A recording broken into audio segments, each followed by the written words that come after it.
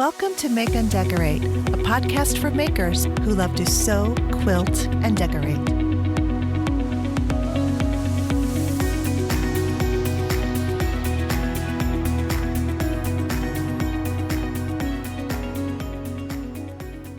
Hey everyone, welcome to the Make and Decorate podcast with Stephanie Socha Design. I am Stephanie and I welcome you to the podcast. This is season 3, episode 69, and originally published on April 29, 2021. If you wonder why I say it was originally published in date is because many people do go back and that find the podcast now or, in the future. And when they go back to listen to older episodes, they kind of get a time frame reference. So that's why I put it in there. All right.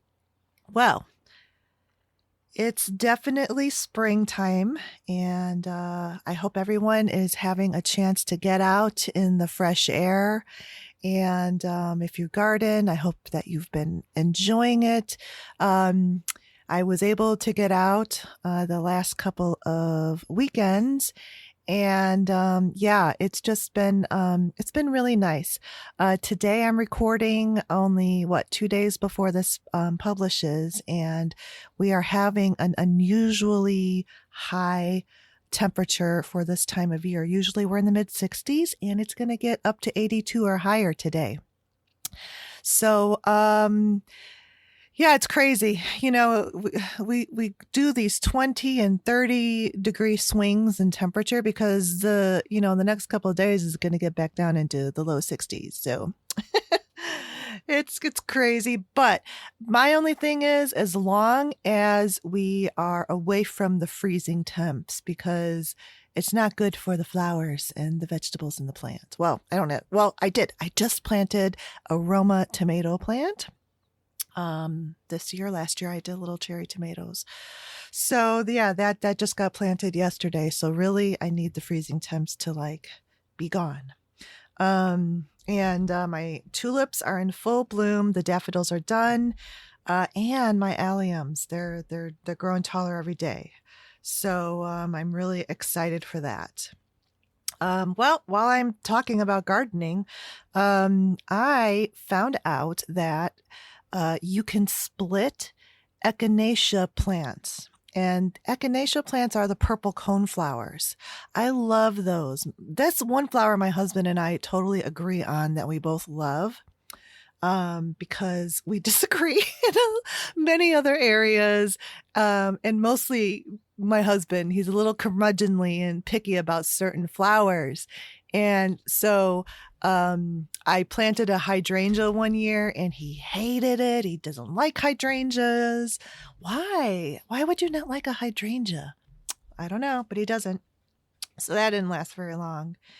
And he likes grasses, decorative grass plants, which I don't mind too, but there's several, but there's one that we've been arguing over, and it's very invasive. So if you don't really keep on top of it, it just keeps taking over more ground space and more and more. And then I realized there's nothing back here but this strawberry grass, which is a pretty grass. It's like a green leaves that has a little bit of pink inside the center of the leaves, and it's great, but I don't need the entire backyard, in purple, pink strawberry grass. So that's why last fall I staked out my claim for my tulip and daffodil bulbs, and I ripped out half of that grass. There's still a bunch of it left, so it's not like we don't have any. And this is an instance where I just did it and ask forgiveness later. So of course he was in a little bit of shock, but when, it was here, you got to, give a little, take a little. And now that he sees the tulips and the daffodils in bloom, he really likes them. So yay, yay for flowers. I love flowers. So yes, with the echinacea, they're perennials. And I really am trying to get some more perennials in the ground gardens because I like them, and uh annuals are just getting to be too much work now the older I get. And so um I've had the echinacea flowers for, I don't know, maybe we've had them for a long time, but then they stopped blooming after a little while. So I planted new ones like 2, 3 seasons ago. And so now I have like these 3 big, nice, healthy looking plants. Well, I saw a video on YouTube and the guy was splitting his echinacea plants and propagating them throughout the garden bed. And so I know you can do this with hosta plants because my mom used to do it all the time back in the day, and those are perennials, but it never occurred to me that echinacea plants are the same way. You can also do it with like the tiger lily plants and lilies, but maybe you can do it with any perennial. I really don't know. I'm not like a gardening expert, but I learn more and more every year and every time. So I tried it. I got out there and I only did it to one of the plants, and I separated it and I got 13 little plants. And what it does is you dig it up from the root, and then you can see all of these smaller plants within this big mound attached to their own roots. And then they just easily break apart into smaller plants. So it was very easy to do. And then I planted those so that hopefully I will have a nice big section of purple coneflowers coming up later this season. I don't know how they act when they're transplanted. So I don't know if it's going to take like a season for them to kind of come back in that way, but we'll see. I was worried at first because like the first couple of days they really looked in bad shape. They're a little wilty and stuff. And then yesterday I gave them another good watering, and this morning they looked a little more perked up because I was almost like, this isn't working. They're dying. Oh my gosh. But uh, I've got pictures of when I dug up the plant and showed the different plants attached to their roots. So I'll put that on the podcast blog in case you're interested and you want to try it with one of your own echinacea plants. So like I said, I only did it to one. The other 2 big mounds are intact, and they'll probably produce a bunch of flowers like they did last year. So yeah, I've just been doing some gardening here and there. It's still been kind of unpredictable with the weather, so I'm not really planting anything that's gonna get destroyed by frost. I did get some herbs, but they're not planted on the containers yet. Those will be okay on the containers on our deck. But there's not really that much out there yet as far as at the garden nurseries. So it's still kind of early in our planting season here. But a lot of people are out there. When I went to the garden nursery, it was really crowded. So people are itching to start their gardens and enjoy the nice weather. So yeah. And last week I got my second dose. I posted it on Instagram.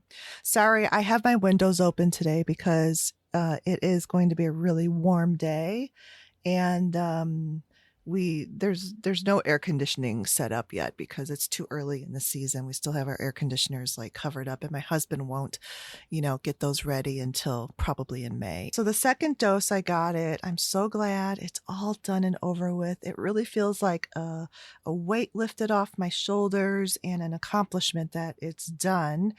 And it wasn't too bad. It was really kind of like the first dose for me. It was the same, arm pain, fatigue, little bit of headache, but it was a little bit better than the first time, but almost the same. And then by like the second day, 2 days after, I was back to normal. So that wasn't so bad. Right after we were already downtown, so we brought Cooper with us, and we went to the dog beach, and that was my first time at the dog beach in over a year. They just recently opened it up like a month ago because it has been closed the entire time. But my husband's been taking Cooper this past month, and Cooper is his favorite place in the whole world. He loves the dog beach. So we went there. It was a very nice afternoon, and I threw the toy and he went swimming, and it was just really lovely. It was really nice to like be out and actually doing like, some normal things that we haven't been doing before. And then we brought, my finished quilt along to photograph. So I finished the baby quilt, the baby bunny quilt. I'm so excited at how it turned out. Yes, I am a little attached to it because of all the cool things that, went along in making this quilt.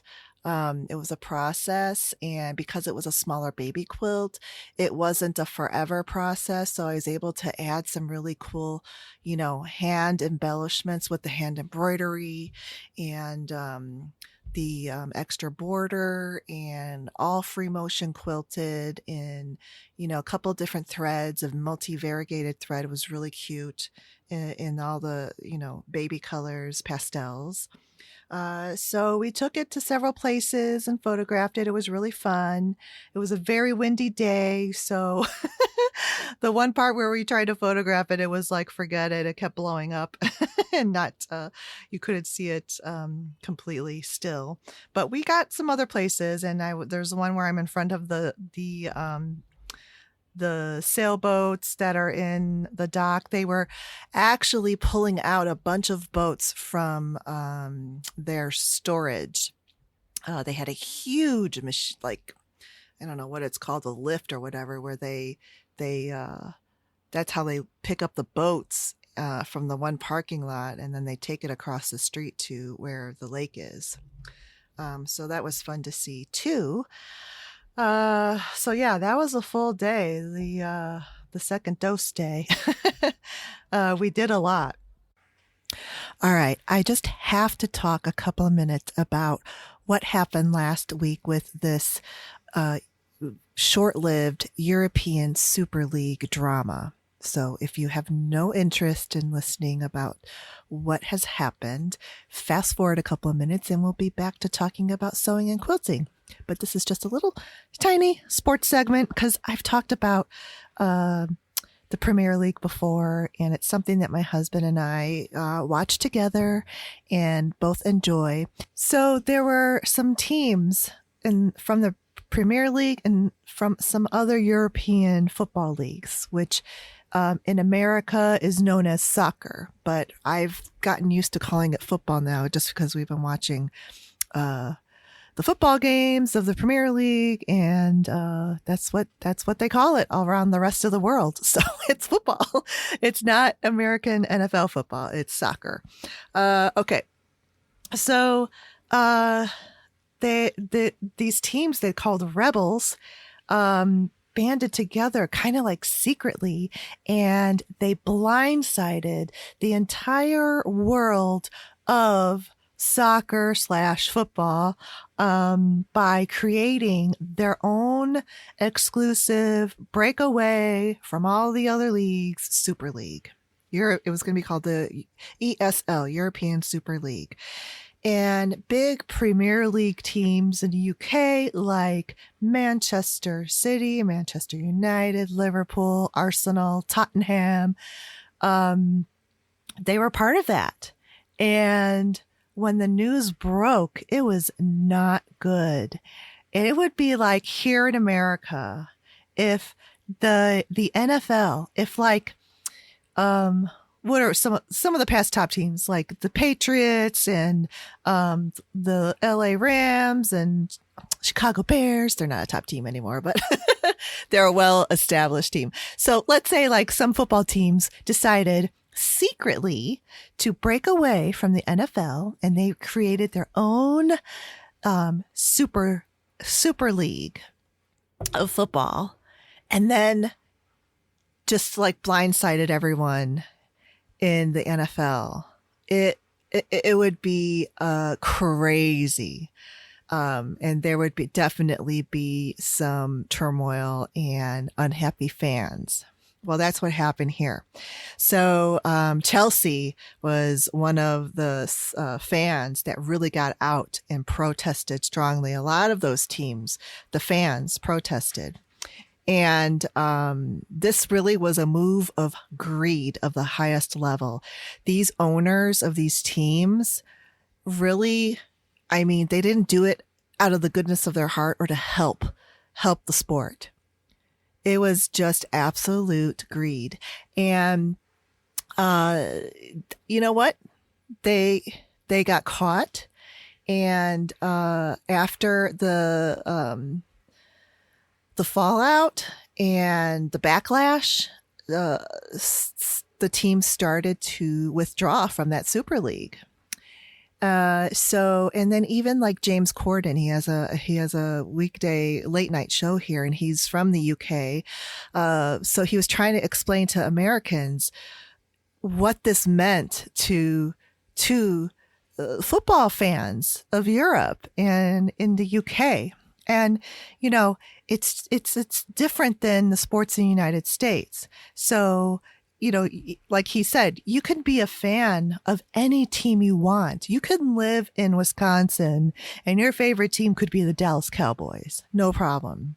But over there, it's like you grow up with generations and generations of the teams. And these football teams are geographically located everywhere. It's been around as long or if not longer than football. And it's largely been kind of like a working blue collar, I guess you could say, fan base and teams. This is just what I gathered from James Corden. So he was so just heartbroken, close to tears, and he really did a great job explaining what was going on.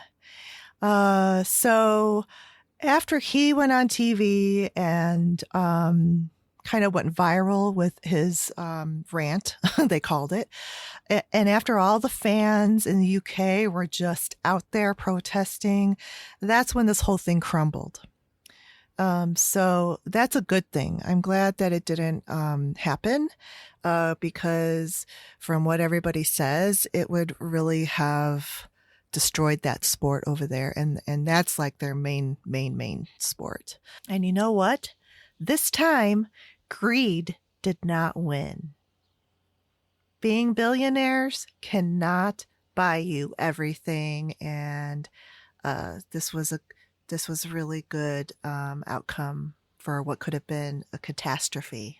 All right, enough of that. I said I wasn't going to belabor it, and maybe I did just a little tiny bit. All right. Oh, we're doing home deck projects around here too. So the upstairs bathroom, I don't know if I had talked about this before, but just after we got our lower level main bathroom fixed, we had a disaster in the upstairs bathroom, which is directly above the downstairs bathroom, and it leaked down into the ceiling. So we still have some repairs to do down there. But in the meantime, my husband had to do all this work, and it's still not finished, but it's getting there. So last weekend we were in the painting phase, and a year ago I got this paint sprayer. And because I wanted to paint some cabinets in my sewing room, kitchen cabinets downstairs, and dining chairs. Big plans, right? And never got around to doing it yet. So we got to use it for the first time because there's a louvered door in the bathroom, and louvered doors are a huge pain to paint by hand. Very odd angles those louvers are, and this louvered door does not have adjustable louvers where you can move them around. So that's where a paint sprayer comes in really handy.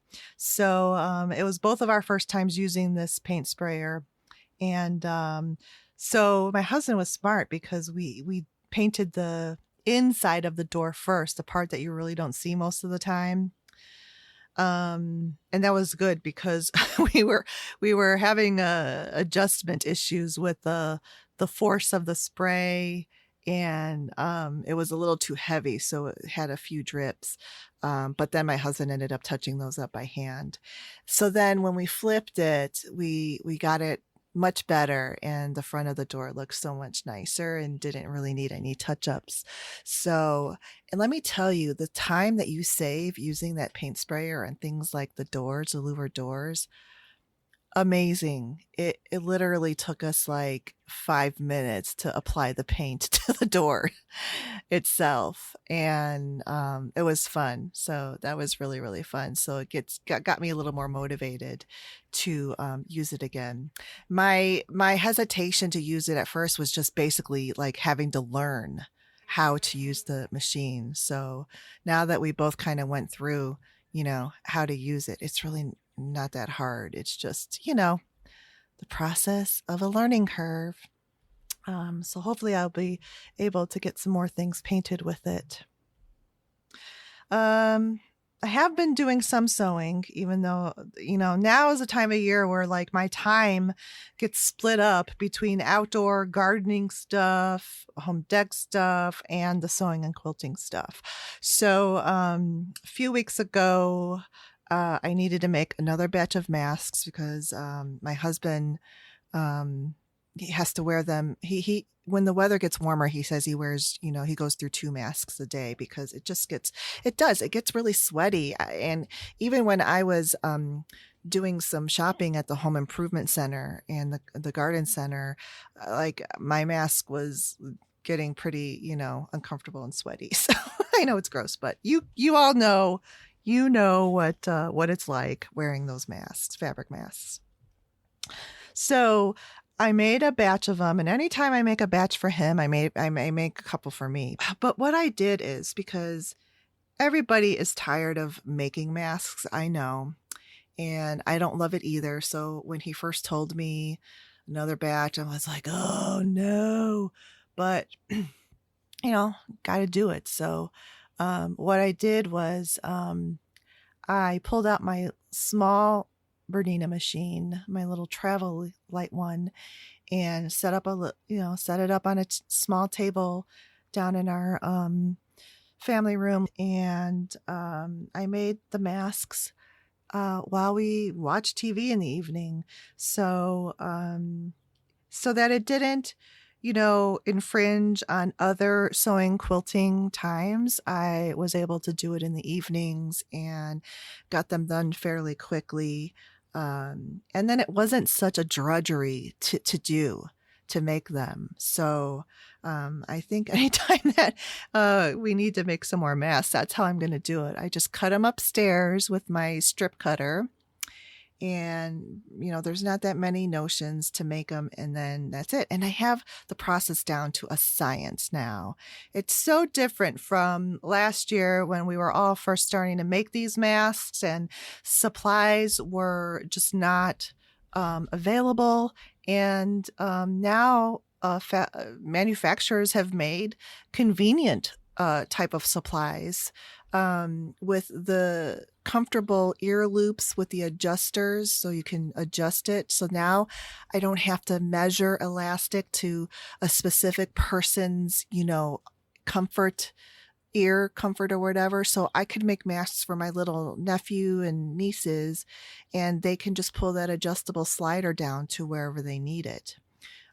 So I love that. No more measuring. You just stitch the ear loops in, and the aluminum nose guards. So just those two things with the fabric, and I just sew a little,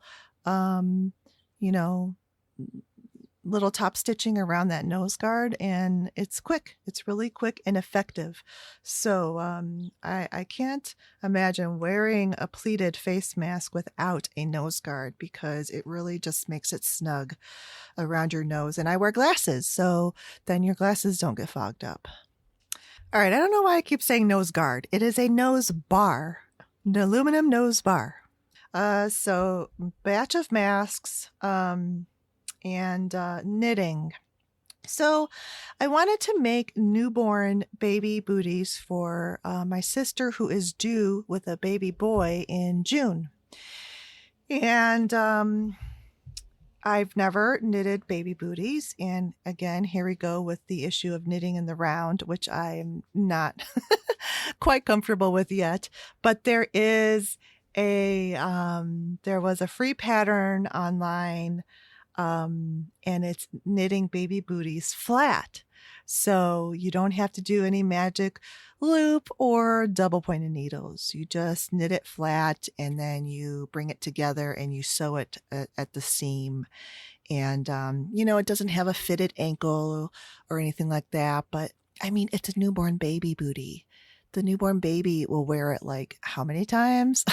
And then the baby's not going to walk. So there's no need to have a fitted ankle or toes or anything like that, right? Yeah. So the only thing is with this that there are alternating purl and knit stitches. So I haven't figured out how to switch back and forth from those stitches with the yarn. So I've been using the yarn in my left hand when I do the knit stitch, and it's very easy and I've gotten really quick at it. But to do the purl stitch, it makes me have to like awkwardly wrap it around the other way. And when I switch the yarn to my right hand, it's much easier to loop the yarn around it. So then I've also seen people knit with the working yarn in their right hand only, and they're able to quickly switch from purl and knit with their right hand.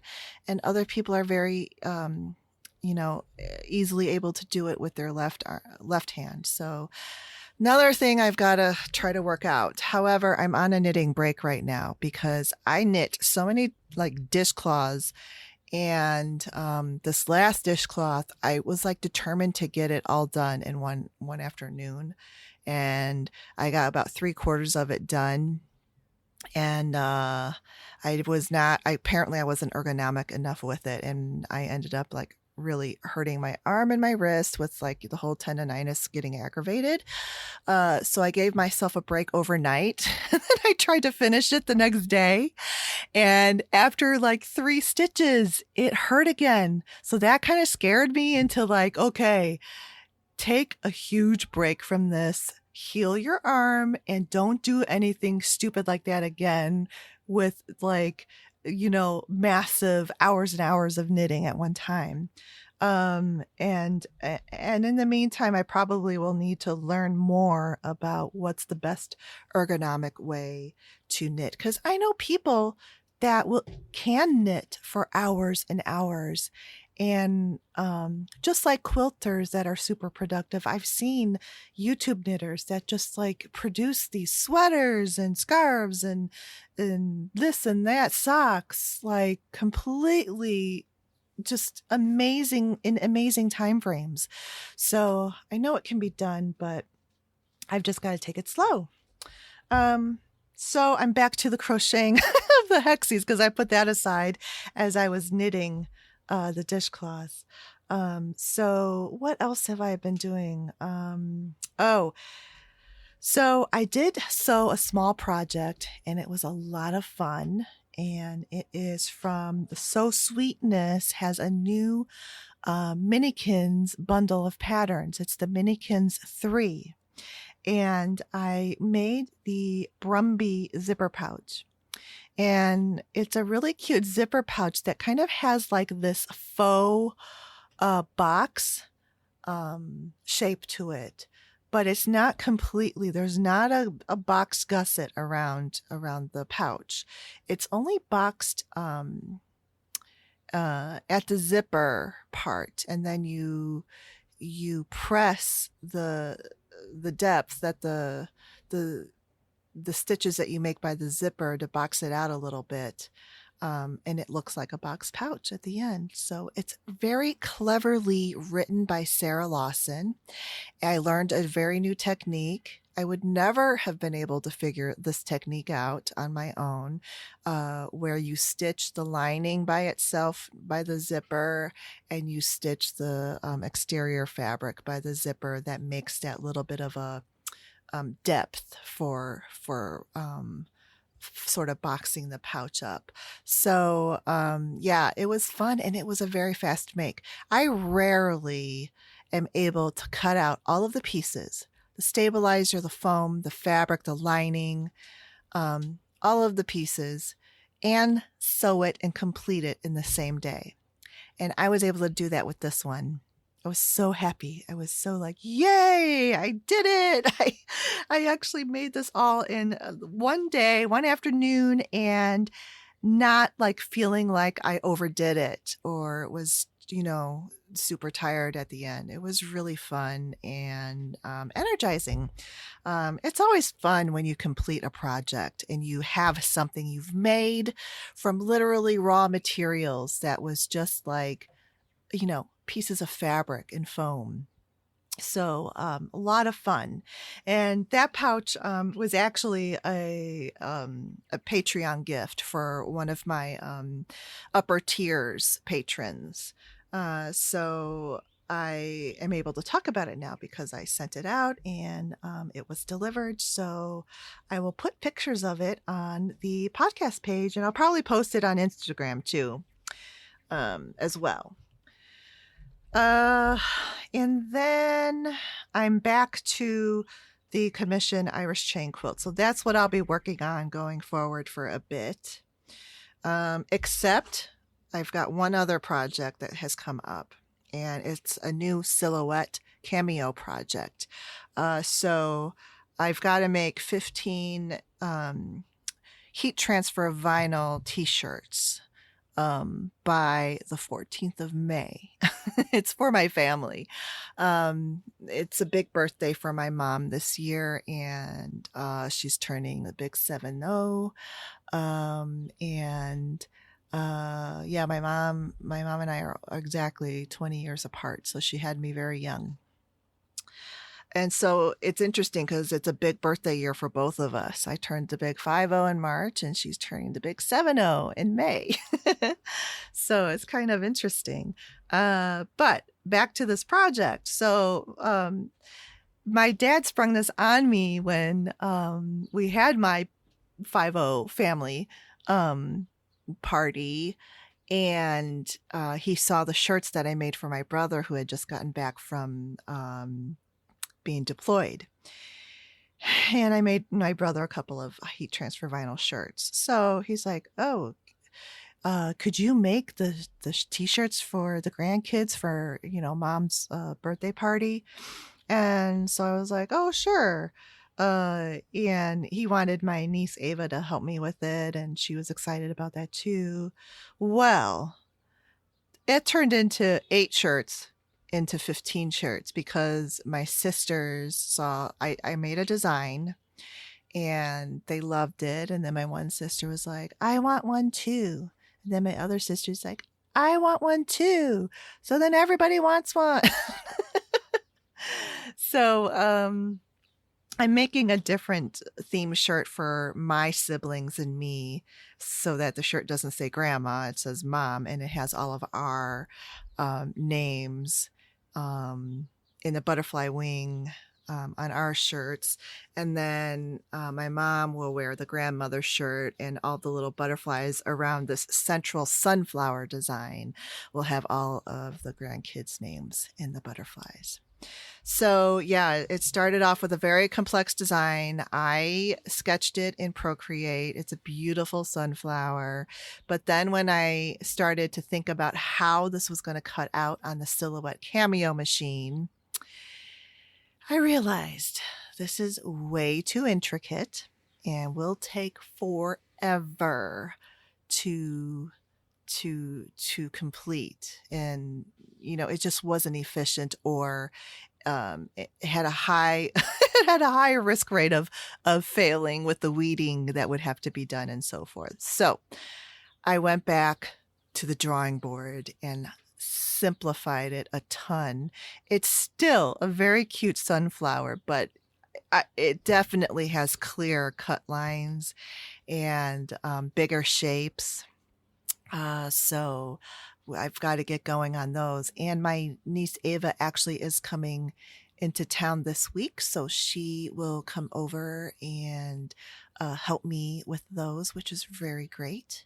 So yeah, I've got that silhouette cameo project going on. And that I think it's about it. I've got some other projects on deck that I want to make, like that one Hollyoak skirt pattern, but that's probably not going to happen until later in May. Because it's a summery, it's out of the Tana lawn fabric, so it'll need to be a lot warmer for me to wear it anyway.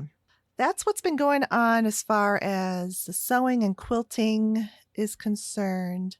So for the main topic of today's episode, I thought I would go back to decorating, because I haven't done a decorating in a little bit.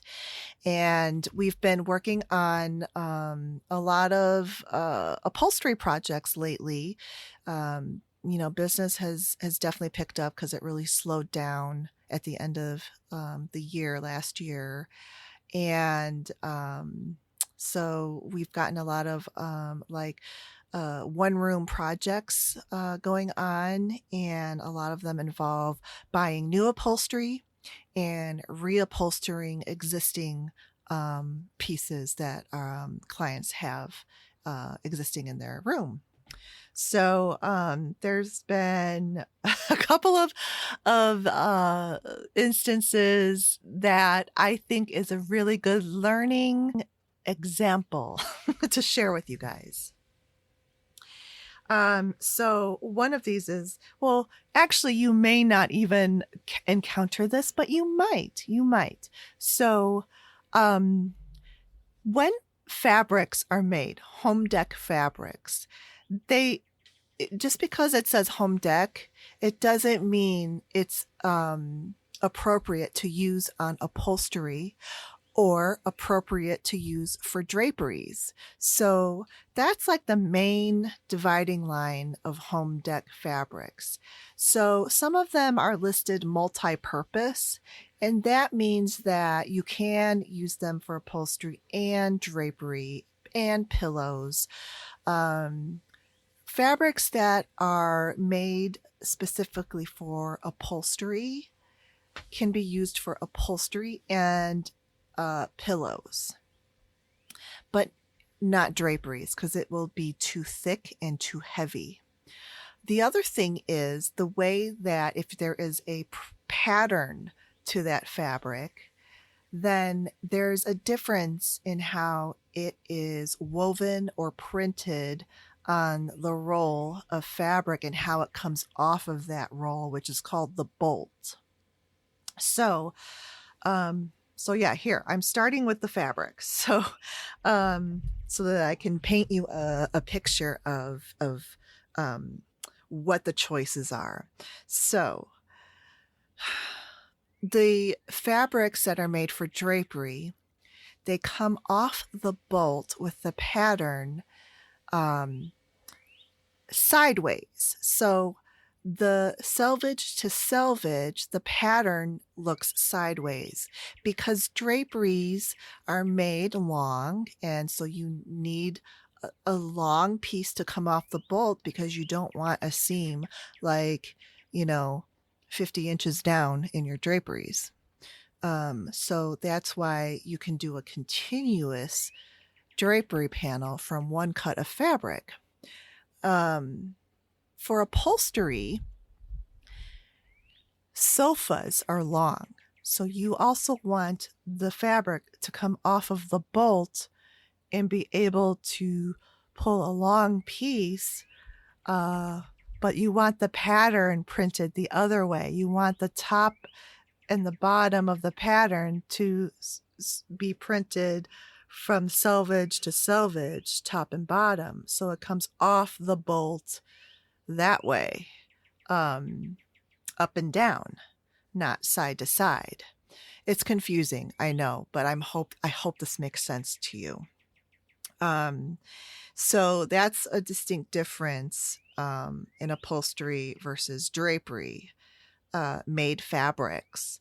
The other thing is that um, if you love a fabric and it's made for drapery and you're like, oh, I don't mind seams going across the sofa because they'll be pattern matched, well, the fabric may be way too thin, and then it will have a tendency to stretch and wrinkle, especially if it's cotton or linen, and it will not wear because it's so thin that it's just not meant for upholstery use. So sometimes people will choose a drapery fabric because they love the color and the pattern so much, and they'll use it on a chair. So a chair, you may not have to worry about a seam going across the chair because it's much narrower than the sofa. So the fabric that comes off the bolt can be turned, right side up, and that width of 54 inches will be enough to cover the width of a chair without having to be seamed. But to use it for upholstery, you would need to have it knit backed. And just think of knit backing as a stabilizer, like a stabilizer that you use on knit fabrics when you create clothing, or I know people that make t-shirt quilts. T-shirts are a knit fabric. And so there is a knit stabilizer that is flexible, and it's a little stretchy, and it will stabilize t-shirt fabric. So that's all that knit backing is. It's a stabilizer that is applied to the back of a fabric, and it gives it strength and stability, and also the fabric will not stretch as easily at all.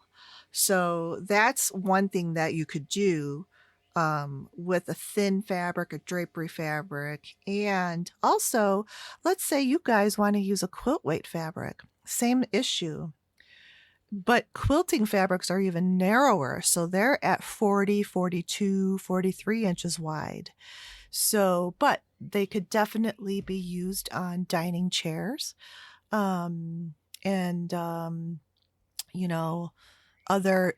the pattern is not directional, then you could then easily use that on a sofa. But again, you would have to stabilize it for strength. And there are some companies that do that.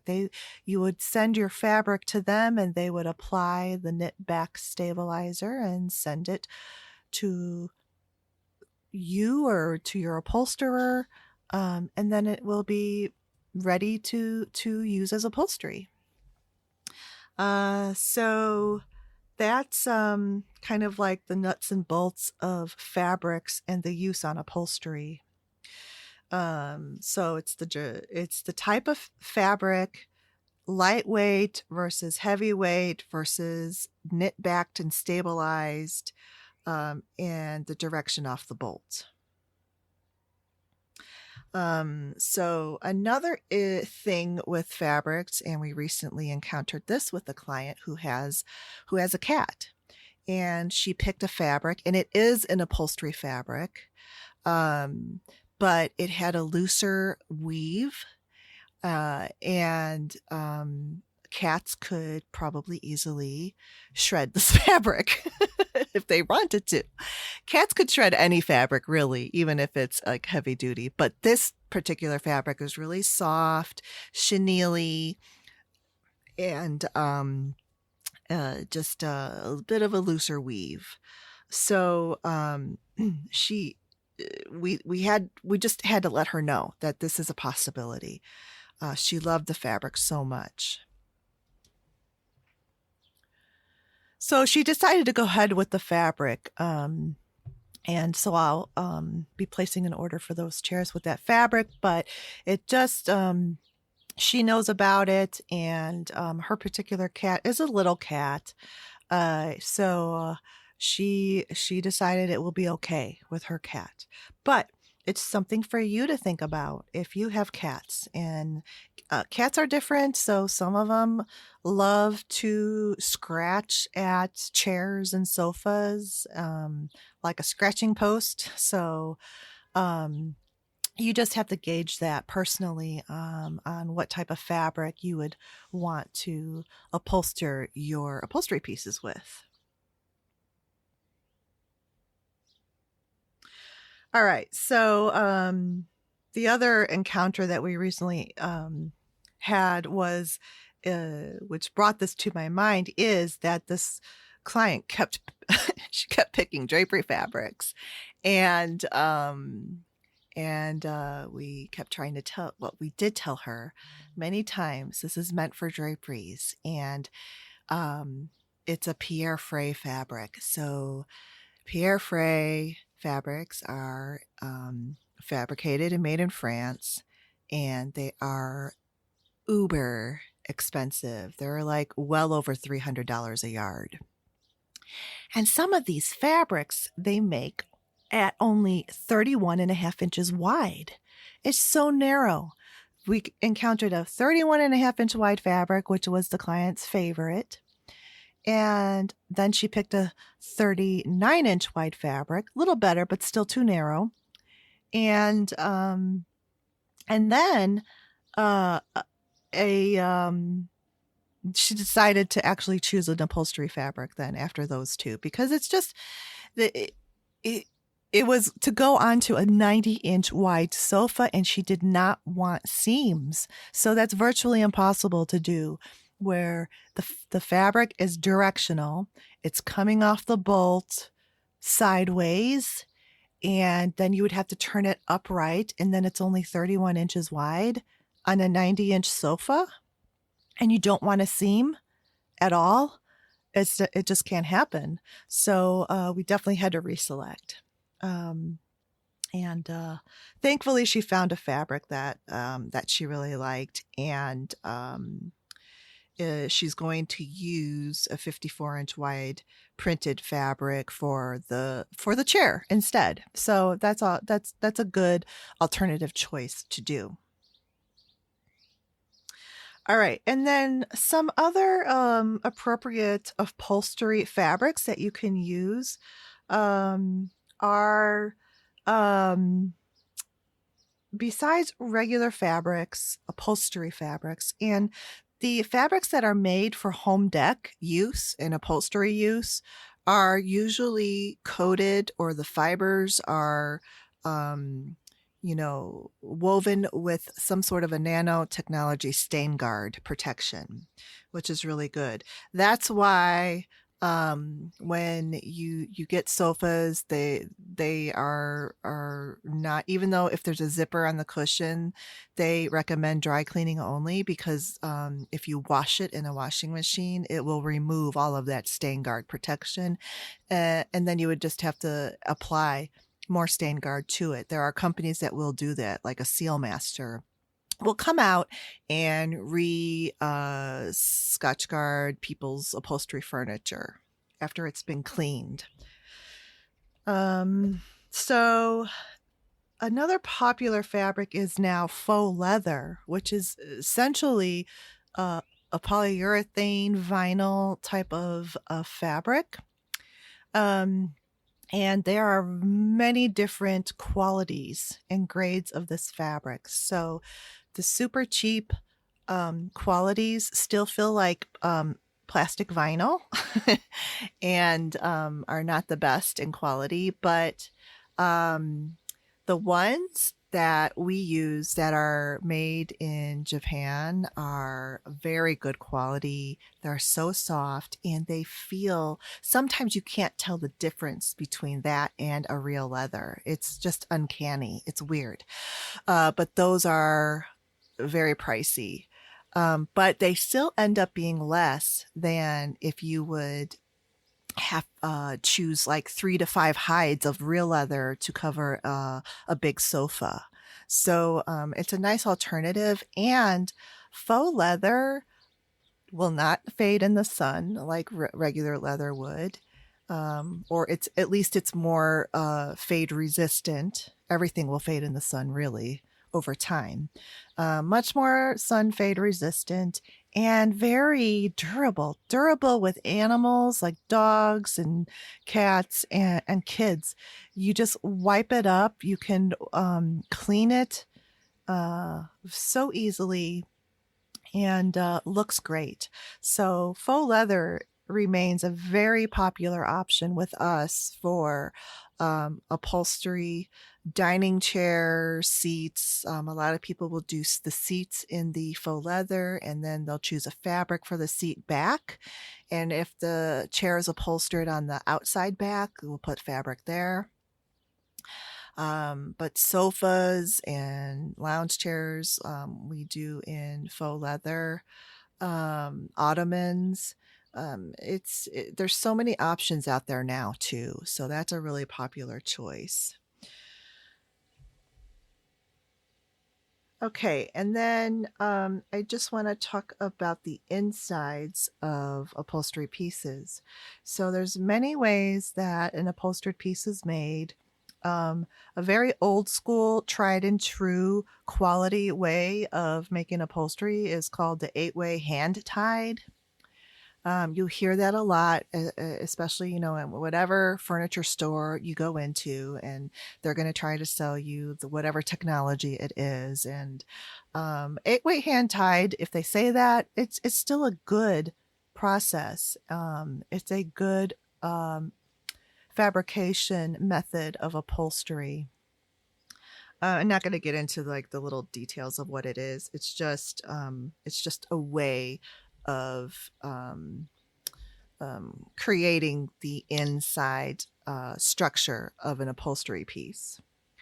There are other, spring and sinuous wire type of methods for different types of upholstery pieces. But what I want to talk about is the actual cushions, because this gets a little confusing for people. And sometimes, and maybe this has happened to you, if you made a purchase and you get your sofa or chair and you're sitting in it, and either it's too firm and not comfortable, or it's way too soft, and you find that you have to constantly fluff it and to maintain it, to get its shape back.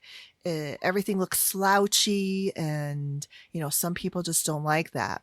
So you have to understand and know what it is you're looking for in order to get the result that you have in your mind. So the super slouchy and the types of cushions and seat back cushions that you would have to keep fluffing in order for it to look nice again, those are the all down cushions. And they're very, very soft. They have very little structure. So if you needed like more of stabilization for your back, that would not be the type of cushion to get. If you wanted, though, a big fluffy sofa for lounging and reading and watching movies and just like kind of sink into it, it's great for that. It's perfect. It's so soft and it envelops you. But once you sit in it and you're just like, it's molding to your body, you get up, it's not going to bounce back to its original shape. So you're going to have to like, fluff it, pound on it, and to get it back to looking like, a structured sofa. So some people really detest that and they do not like it. So you have to understand what a down seat cushion and a down back cushion is. And back cushions are made with different fillers than seat cushions. Seat cushions have to have some foam. Some of them can be all down though, and that's another thing where it's like super soft and you sink down into it. The cushion that we sell all the time, like it's just like a standard for us, and it is considered an upgrade, but it's called a spring down. So it means that in the seat cushions, there are some springs in the center of it, but then it's wrapped with foam and Dacron. And then the outermost layer is wrapped in a down feather. So it provides structure. It will bounce back after you sit on it. It's very comfortable for most people. Most people love this seat cushion. And it's the best of both worlds. It is worth the upgrade. The upgrade might be another 150, no more than $200, but think about how long you have your upholstery pieces and how you use them every day. It is well worth the upgrade for your comfort level and for the wear and tear on that upholstery piece. So spring down, remember that. But if you don't like down at all for whatever reason, then you would get the standard foam cushion. Doesn't have any springs for structure. It's just foam. And it will be wrapped in Dacron. Dacron is a type of, you can consider it similar to like a polyester batting, but it's a little bit different, a little more dense. And it's wrapped in that. And that gives the foam a little bit of softness. And it will also help to create that, what we call a crown. So when you see sofas and the seat cushions just go flat across, there's no crown to that seat cushion, and there may be no Dacron or spring down wrap. It's just straight foam. Not that comfortable, and not that well made either. That's another test of quality. So the Dacron will make like this little I don't know, like a hump, or where it comes up to like a crown in the center and kind of goes back down. So that is a foam wrapped with Dacron, and the foam itself can have a very firm density, or a medium density, or a soft density. So these are all things to think about and to ask questions on your next upholstery search and process of buying new upholstery. So the other one is just the all down. It's just like what I said, it's all down. Sometimes you can do like a foam seat cushion, and then your back cushions could be all down. There's those combinations. But standard back cushions are just made with like a the poly stuffing fill, that sort of thing. So, which is pretty standard. So, I think that's it. I think that is just the main issues with upholstery and decision making that we tend to see a lot from people, and things that are important to them. So comfort, maintenance, structure, and appropriate fabrics. Well, there is one more thing I just thought about, and that is the depth of the upholstery pieces, sitting depth.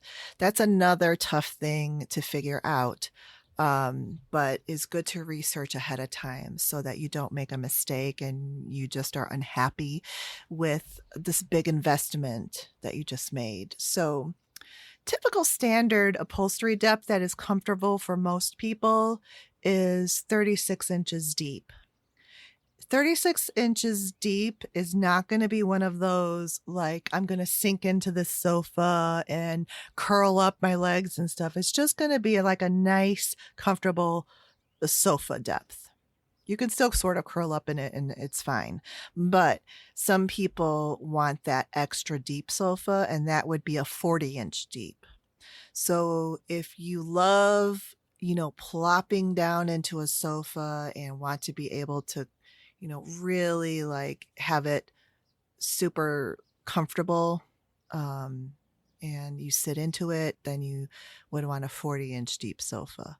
If you want to sit in a sofa and you want your feet, like you want to sit in there, you don't want to like curl up your legs or recline in it, then a 36-inch deep sofa would be for you if you really just want to sit there with your legs and your feet on the ground, which some people will need for sitting rooms or formal living rooms, or if you have back problems.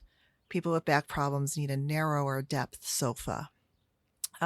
So 36 inches is standard. 38 is just in between. I kind of like a 38-inch deep sofa. It's not too deep and it's not too narrow. Once it gets to being like 40 to 42 inches deep, that is huge. I mean, like it's almost, 55 inches is the width of a twin bed. So there you go. 42 inches, 55 inches. It's getting pretty deep there. But if it's for like an actual family room or a movie room, and you're just going to be lounging and, curling up into it, and you have the space. That's the other thing. You need to have a huge space to accommodate a 40 to 42 inch deep sofa. And you also have to be able to get it into the door when it's delivered. So think about all those things, because standard interior doors are 30 to 32 inches wide. So typically a 36-inch, 38-inch deep sofa can fit through those doorways. If you have stairs and a slanted sloped ceiling going up those stairs, sometimes those deeper sofas won't fit that angle. Or if there's a very sharp angle into the room. So exterior doors on most residences are around 36 inches deep, but your inside interior doors are narrower.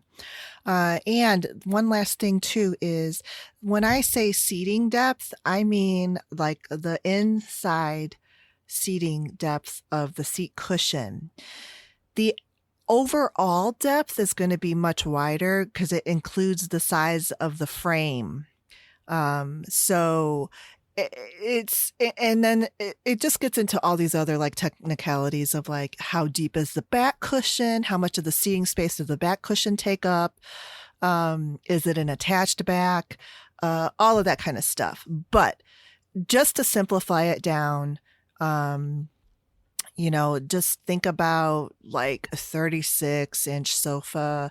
If you want your proper angle of your knees bending over the cushion and your feet on the floor, or you can go deeper if you want to curl up on the sofa and your feet touching the ground doesn't really matter, because the deeper it is, the less chances that your feet are going to hit the ground when you're sitting all the way back into the sofa. So I hope all of this made perfect sense to you, right? Clear as mud. And that it has been helpful. So let me know. You can always direct message me on Instagram, email. I changed the email actually of Make and Decorate to friends@makeanddecorate.com. I'll put that in the podcast page. So instead of info, I thought that was just a little bit too kind of like commercially institutional business like. So it's not like I have like a call center here or service center. So I wanted to change it to something more friendly. So it's friends@makeanddecorate.com. And my business email is Stephanie Socha design@gmail.com, but that's much longer than friends, right? So yeah, definitely you can send me your feedback, and don't forget to check out my Patreon page if you want to get an extra bonus episode every month. And rate and review the podcast on iTunes if you get a moment, and do that. It definitely helps with the visibility of other people noticing and seeing this podcast if they've never heard it before. All right. Thank you so much for listening, and I hope that you enjoy a wonderful spring weekend ahead. And I will talk to you next time. And my guest at the next episode is Jenny Grover. And she is an entrepreneur and was just the past president of the Chicago Modern Quilt Guild. A very amazing woman, and I can't wait for you to hear that episode. All right, until next time, bye-bye. If you would like a bonus episode every month, become a patron and support the Make and Decorate podcast show at my Patreon page, Make and Decorate.